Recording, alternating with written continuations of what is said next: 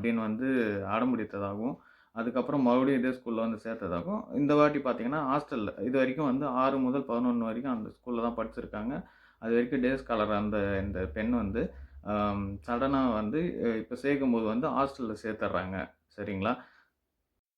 தன்னோட காதல் வந்து அ இந்த டீச்சர் 2 பேர் இருக்காங்க இல்லையா? அதில ஒரு டீச்சருக்கு வந்து நல்லா தெரிந்திருக்கு. அவங்க வந்து எல்லார்கிட்டயும் சொல்லிற போறாங்கன்ற பயத்தில தான் இந்த பெண் தற்கொலை பண்ணிக்கிட்டதா வந்து ஒரு கன்க்ளூஷன் எடுத்துட்டு வரல அவர் அப்பயும்.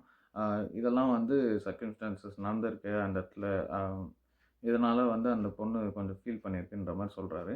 ஸோ இது ஒரு பக்கம் இருக்கும்போது, இந்த 4 நாள் போராட்டத்துக்கு அந்த 4 நாள் போராட்டத்துக்கு முன்னாடி இந்த பெண் இறந்ததும் கவர்மெண்ட் ஹாஸ்பிட்டல்ல அ இருக்காங்க இல்லையா?